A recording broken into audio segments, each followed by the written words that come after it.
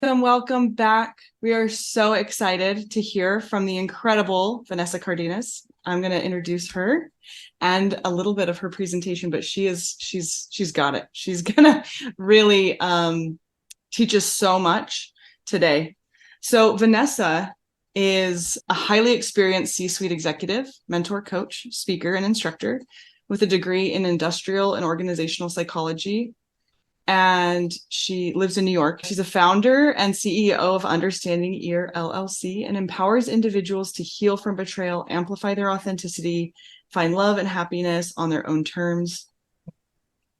And she is, when I think of compassion and I think of power, I think of Vanessa. I really do. She brings, just with her energy, plug it into that, you will start to feel that power. So I'm so excited to turn the time over to you, Vanessa, and we can hear from you and your experience. Wonderful. Kaylee, thank you so much. It's such an honor to get to know you as a moderator of your amazing Facebook group, Humans Navigating Betrayal. Oh, absolutely love it. And for those that are participants of that Facebook group, you might get to know me because I start off all of my responses to your comments, if I may. And if I may really resonated with me when I was going through betrayal, because I found that the people around me just automatically gave me their advice, unprompted, sometimes unsolicited. They felt the need that they could just all over me, and I didn't ask for it. And I know in the Facebook group, people come in and they ask their questions or they say their story. And sometimes they're looking for validation. Sometimes they're looking for that opportunity to hear from someone else. And I always like to start with, if I may. And I usually end, I try to, with take what you need and toss the rest, because everybody's relationship is different. Everybody's betrayal is different. Everybody's at a different spot in where their recovery is or when their discovery day was. Some people are still in the state of shock of what just happened, and others are years removed from it, but it's still right here. It still hurts. Kaylee, thank you so much for this opportunity to be able to speak. The talk that I'm going to give today, I believe you will remember forever. I believe that it's foundational stuff. And while I speak more to the men, it is applicable to women. So put on your listening ears. I want you to sit back and relax and take in the information as if you are going to share it with someone else, because you use a different part of your brain when you need to share it with somebody else. If you're just listening to it passively, it goes in one ear and out the other. I don't want that for you. I want you to be able to retain the information. And in order to retain it, you got to be able to share it with someone else. Whether you do or not is inconsequential, but just the act of, I'm going to listen to this because I need to share it with someone else. Think of it when you're watching TV. You're on the couch, you're watching TV. You get up and go into the kitchen to get something to eat. And on your way back to the couch, you don't even remember what you were watching because you were watching passively. Now, if you and someone else are watching TV and that person gets up and you're really engrossed in the show and they come back, what did I miss? You can say what they've missed because you've listened to it differently, because you saw them get up and you knew the second they got back, they would ask a question. And now in this day and age, we can hit the pause button. For those of us, we're going to show our age, where there was no pause button and somebody would get up, oh, I got to go to the bathroom, and they'd rush to the bathroom. What I miss? So for this presentation, I would love for you to listen as if you're going to share it with someone else. So would like to start with Viktor Frankl. He was an amazing author of an amazing book, which I suggest to all of my clients, male and female, which is Men's Search for Meaning, written decades ago, but still very, very applicable. And one of his quotes that I absolutely love is, when we are no longer able to change a situation, we are challenged to change ourselves. Yes, I know. The betrayal happened to you. And now here you are, and you have to do all this work. Yeah, you do. You do in order to heal. You do. It's just, there's no getting around it. You can try to skirt around it, everything else. You're not going to get through it unless you actually do the work. So let me tell you a little bit about my story, just so that you know where I'm coming from. Kaylee gave me such a beautiful introduction, but I want to tell you a little bit more. First and foremost, I was addicted. I was addicted to certainty. I grew up, if you work hard and you get married and you have your kids and you have your house and you have money in the bank and you have your cars and you have your C-suite career, you're set. That's what it was supposed to be. And my world shattered with 3 words that my husband of over 2 decades said to me, completely blindsided me. I've met someone. And my whole world shattered. It just shattered. And here I was. I had a degree in psychology. I was a C-suite executive. What? How could I fall into the cesspool so deep, up to here, drowning, keeping my head above it, and just completely losing myself? I was in a state of autopilot for weeks, probably months. I just fell so hard and so deep.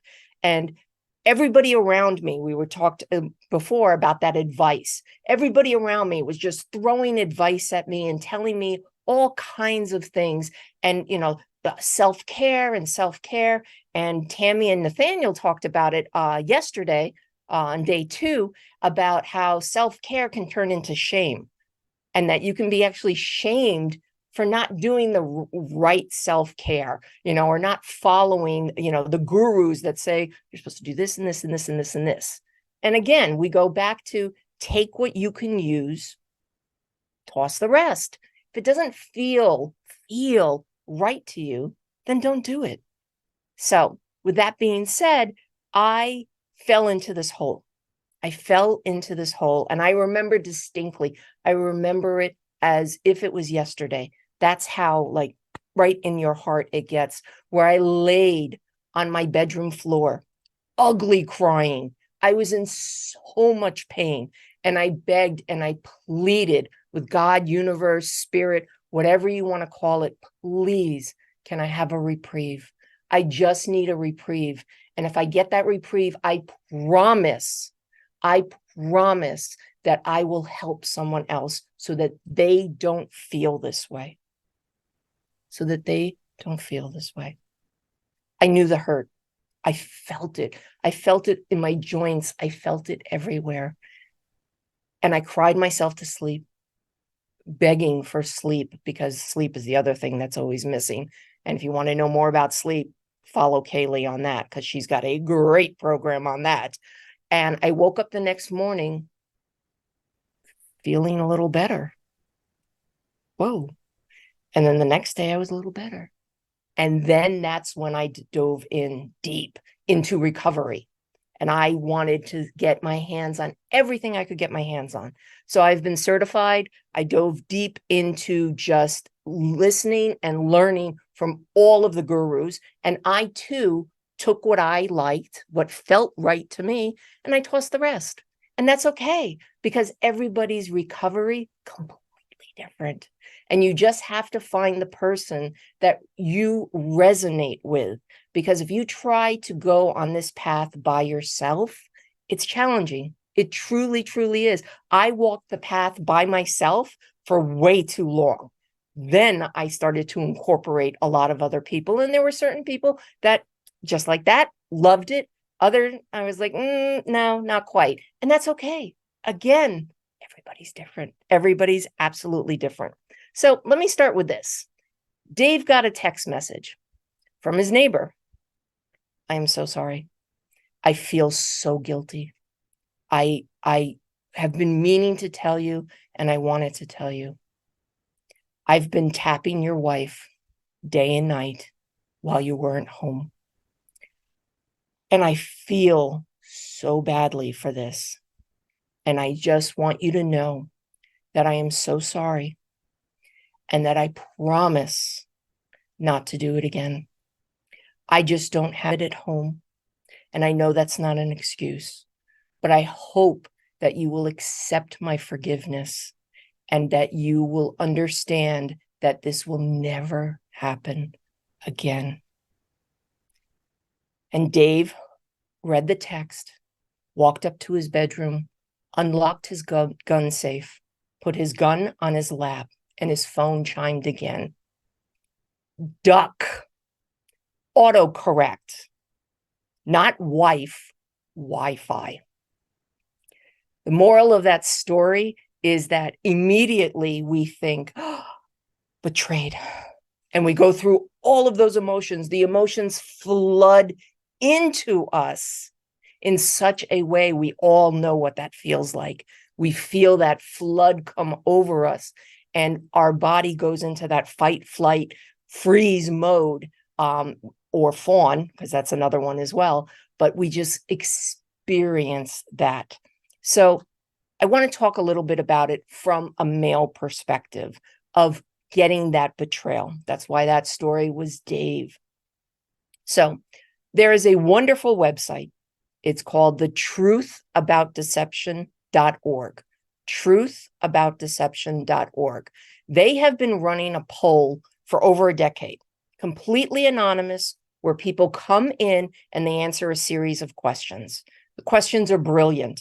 They absolutely are. And what they do is they make it from male and female. And when I speak to my female clients, I refer to the female part of it. But today we're going to talk about it from a male perspective. Okay. One of the amazing statistics that I read, and I really took a long time to digest it because it really bothered me, actually more so than all of the other questions that they had, was when a woman cheats, she cheats with somebody that you both know 44% of the time. So men, that means that men in your circles are looking at your wife. They're watching your wife. They're watching your relationship. They're seeing what's going on.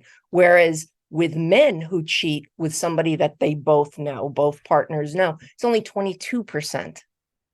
Big difference, a really big difference, and something to consider. So that was a statistic. You can read all of the other statistics there. Again, for the sake of time, I want to make sure I get through all the material that I have. So the number one question that I get asked from my male clients is, why? Why did she cheat? They want to know. And there's a lot of variety of reasons, but I can tell you this, it was her decision. She did this. There is nothing that you did or didn't do that caused her to do this behavior. The number one reason that I pinpoint is the lack of communication that caused the cheating. She did not communicate with you. That's the issue. So the number one reason why women cheat is for an emotional reason. They feel that disconnect from you. But that's not to say that that's your fault. If she doesn't communicate with you and let you know that she feels this way, that's on her. That's absolutely on her. How did I get started working with men? I get that question a lot because I'm a woman and I didn't anticipate working with men. I thought I would work with women. I'm a woman. But there was a time my husband and I went to a gallery showing. Yes, my husband and I are still together. We went to a gallery showing of one of my closest friends who knows all about the betrayal, knows exactly what I do. And we walk into the gallery and we're looking at the art because that's what you do in a gallery. And she runs up to me and she throws her arms around me. Oh, you're here. Oh, Vanessa, it's so great to see you, this and that. And she pulls in another couple. Oh my gosh, you have got to talk to Vanessa. She has the most interesting career. She's a betrayal recovery specialist. And then I hear her name being called from the back and she goes, I got to go. And she darts, leaving me and my husband, who's used to this introduction, because there he stands and he's like, yeah, I screwed up, very much so. And we're standing in front of a couple who the woman is white as a sheet. She goes completely white. She could not wait to get away from me. And she took off. Now my husband's lingering and I'm like, gotta go, gotta go. So me and this gentleman are standing looking at this art piece. I say nothing, but I could just feel him suffering. And he clears his throat after about 10 minutes. And he says, do you work with men? And I said, I can, why not? Betrayal's betrayal. I'm thinking in my head, betrayal's betrayal. It should affect both sexes the same way and whatnot. And he says, how do I reach you? And I'm not one with business cards or anything like that. I'm like, understandingear.com. If you need my help, reach out to me, understandingear.com. Went home. Next day, my phone rings. Silence on the other line. I could hear the breathing. Then I could hear the sobbing. And that was the start of me working with John. Now, at that moment in time, I didn't know whether he was the betrayed or the betrayer. She got white as a ghost, but I don't know if she got white as a ghost because she got triggered or she got white as a ghost because guilt and shame, jumped into play. Turns out he was the one that was betrayed. Now, he and I worked 18 months, which, oh my gosh, people are like, 18 months? You mean it's going to take me 18 months to heal? No. We worked 18 months because we needed to get through the betrayal. We needed to go through the separation. We needed to go through the dating. Now, dating, you'll hear a wonderful presentation by Stephanie on dating after betrayal. We then subsequently went through engagement and marriage. He got remarried, and my husband and I went to his wedding in May, and it was his turn to run up to me, Vanessa, you're here, and pull in another couple. She's a betrayal recovery specialist. So it went full circle. And then I had the opportunity to be on a podcast, which is Real Men Feel. RealMenFeel.org is a wonderful organization for men, specifically on a variety of topics. But I got to be a speaker, a podcast guest, which I absolutely loved. And Max found me through my website again. But with Max, I only had to do 5 sessions with him. And then he was good. He was self-proclaimed good. And I really have a great relationship with my clients in terms of I reach out to them a month after we stop working together, 3 months later, 6 months later, a year later, just to check in. How are you doing? What's going on? And I recently reached out to him to see how he's doing. This now a year later. And he's like, it's great. Our marriage is better than ever. And he says, I'm so grateful. But for him, it took 5 sessions. So what's the difference? 18 months versus 5 sessions. So what that comes into is, how did we do it? And that's something called the hindsight window. It is a theory that Eric Edmeades developed, and I stumbled across it in 2016. Brilliant. I absolutely loved it. And though it wasn't a theory to apply to betrayal, I apply it to betrayal very, very much. And I was so grateful for this theory. So what is this theory? The theory is it's the time between something devastating happens and the time you're able to let go of it and realize that it's a gift. It's an opportunity. You're better for the experience. It's the window of time between those two things. And for some, it's a short window. For Max, it was a really short window. But for John, it was a much longer window. For my grandparents who went through the war, they have 30-year window where they just won't let go of something. I'm not talking about forgetting it. I'm talking about making peace with it, forgiving yourself, trusting yourself, moving forward in a very productive way. So I found that I too, as I was going through my recovery, I was suddenly grateful. And I've said it several times. I've actually said it both within the Facebook group that Kaylee has, which is Humans Navigating Betrayal, also on my Instagram.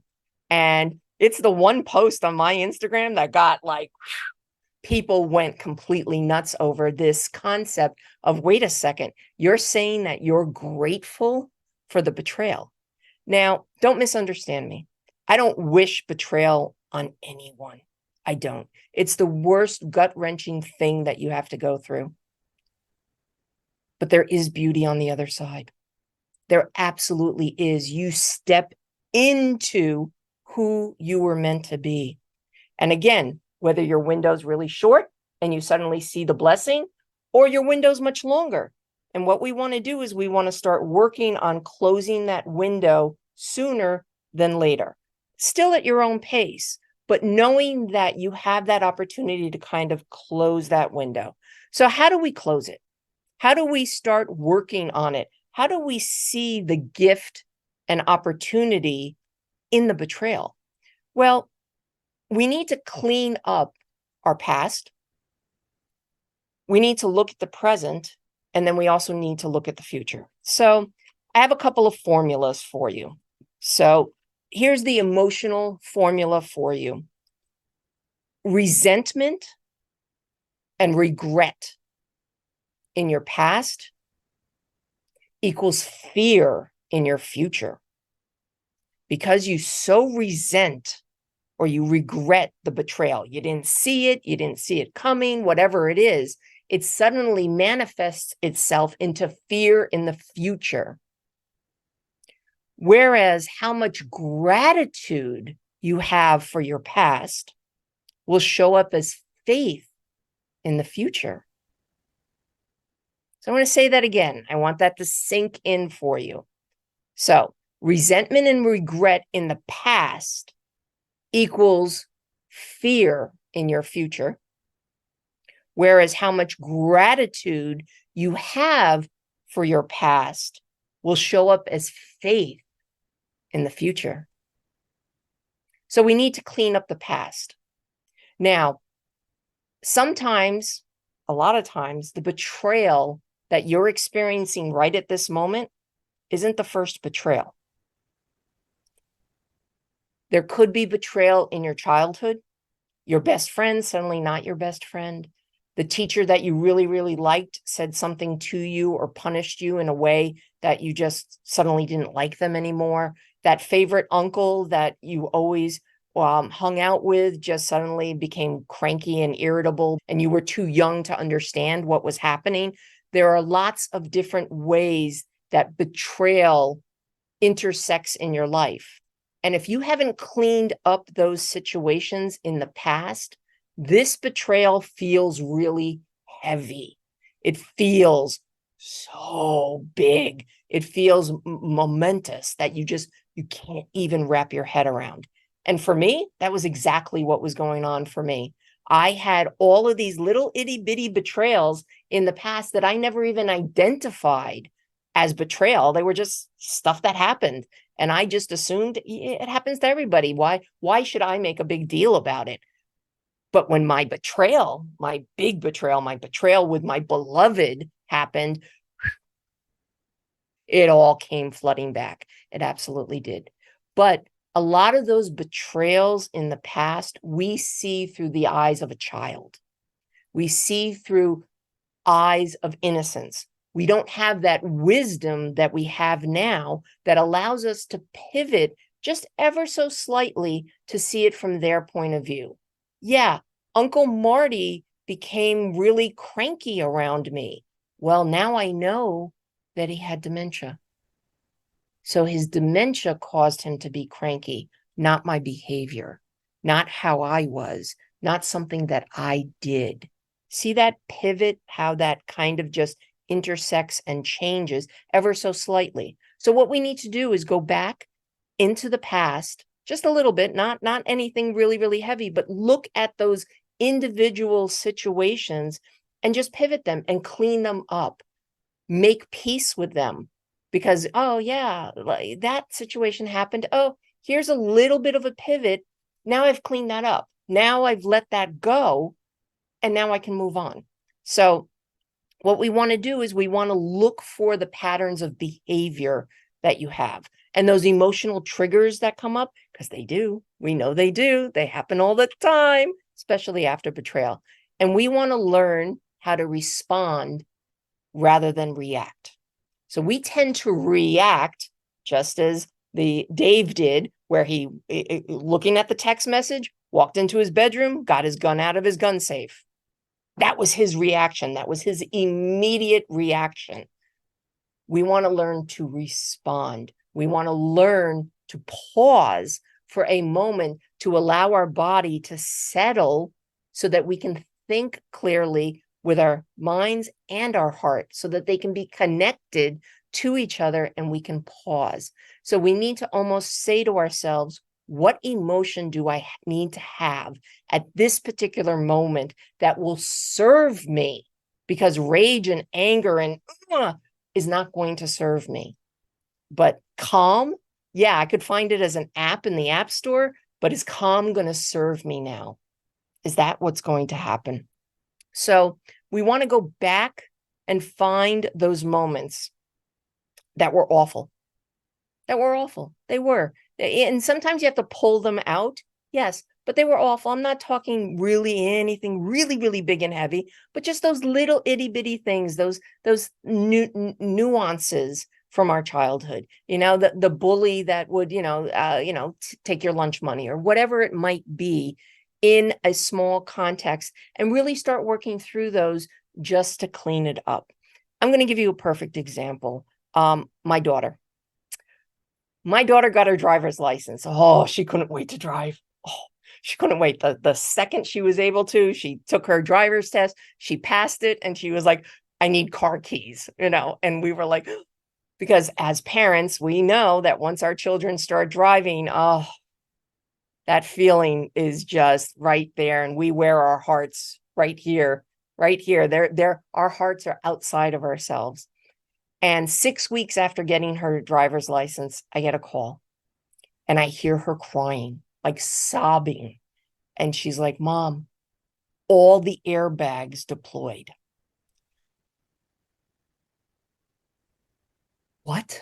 And then the rational side of me is like, she's calling me, not a state trooper, not an EMS. She's calling and she's crying. So that means that she's coherent, that she isn't injured, she's not knocked unconscious. She's crying and she's trying to get the message to me. And I immediately, jumped to, you've had your license 6 weeks. You have a car for 6 weeks. I know that you're okay. So the rational side of me is like, she's okay enough. Now I'm like thinking the car, the insurance, the this, the that. And I'm going through a whole litany of things. Meanwhile, I have my daughter on the phone who's crying. And she's like, all the airbags deployed. But Amy and Janice and Mary are okay. And then suddenly I'm like, oh my God, she had other people in the car with her. So now I'm thinking, oh my God, all these other parents and everything else. And so I tell her, we're going to stay on the phone and I'm going to come to you. We're going to stay on the phone and I'm going to come to you. I pull up to the scene and I knew it wasn't bad. Why? Because 4 girls are sitting on the guardrail and they're each looking at their phones. So I knew the girls were okay. They were fine. Then I look at the car and I'm walking around the car and I'm walking around the car and I'm walking around the car. I can't find any damage. I'm like, what's going on? Kind of thing. So the fire chief comes over to me, because now the adult is here. And he's like, Mrs. Cardenas, this is the strangest thing. She tapped the guardrail in the exact spot on the bumper that causes all of the airbags to deploy. And I'm like, are you serious? He goes, it is like a 1 in a million chance of being able to do that. And your daughter did that. really? So now I'm somewhat relieved. I'm still relieved that my daughter's okay and everything else, but now the car is theoretically totaled because all of the airbags go off. And my daughter, sees me and is fearful of like my reaction and stuff. And I walk over to her, I give her a hug. Oh, I'm so glad you're okay. I then hug all her other friends. I'm like, is everybody okay? And they were startled, but then there was a lot of giggling, like, this just happened. And then suddenly they're taking selfies with the car because the car has no damage, but all the airbags went off. And then it was this whole big thing. Now, meanwhile, my husband comes. Now, my husband has a completely different reaction. He's all, can't wait. And I pull him aside and I look at him and I go, do you see how calm I am? I need you to be calm. I need you to calm. That's what your daughter needs at this moment. She needs the calmness to come over you. Why? Because we need to have faith in her in the future that she's going to tell us anything. Anything that happens based on our reaction right at this moment will dictate whether she tells us or not. And now, years later, our daughter will tell us everything. Some things my husband doesn't want to know, but he takes it and he hears it and he's supportive. And she knows that. And why does she know that? Because that situation, that moment in time, when you were in the present moment and you paused and you let yourself feel the emotions wash over you and then decide what emotion is going to serve me right now and into the future. So here is how it works. This is the hindsight window theory. How it works is an event happens to you. You're fired. You take it in, you take a breath, you pause, you think about it. Now, sometimes thinking about it can be 10 minutes. Sometimes thinking about it can be 30 seconds and you've got it all in your head. You figure out the emotion that you're having and the emotion that you should have. Now, should is a careful word. I know a lot of people say should is shit on, but what you feel would better serve you. What's the emotion that will better serve you in this moment and moving forward? And then know that the more gratitude that you can find in this moment, which will be your past, will be faith for you in the future. Thank you so much. Do appreciate the opportunity to be able to share the hindsight window theory with you. While we catered it more to men, you have the opportunity, women, to actually use it as well, just as I did. Kaylee, thank you so much for the opportunity. Vanessa, oh my goodness, an incredible storyteller, an incredible teacher in so many ways. I loved how you brought that forward. And if you guys have questions for Vanessa, you're welcome to pop those into the chat right now while I, share some of my thoughts. But I loved a lot of what I heard today. You saw me writing so many good things. Certainly loved how you started with this concept of when you listen to learn so that you can help others, you're going to absorb that information in such a different way. And I imagine you discovered that in your journey, right? As you kind of knew God told you in a way, or you told God like, oh, well, if I learn this, I'm going to have to tell somebody else. And so you experienced that and modeled that for us so beautifully. And I think I experienced that as well as a part of my story. So I loved that. And really just everything that the power of gratitude. And like you mentioned, sometimes self-care and things like gratitude can be weaponized, but when you're ready for it, there's just like a principle there, this foundational principle around gratitude and the power of it. So good. I mean, so many beautiful things stated, and I appreciate you and all of your work and the energy that you bring to this work, because we just need it so much. Very Absolutely. much. Well, Vanessa, thank you so much for joining us. And again, I know Vanessa's mentioned this, but she is an incredible moderator over at our Humans Navigating Betrayal Facebook group.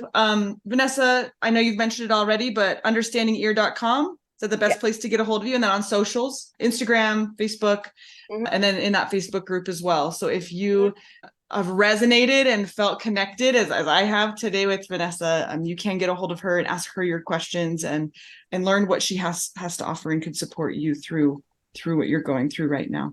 Now we're going to take a little break. We'll see you guys in a couple of minutes. Thank you so much again, Vanessa.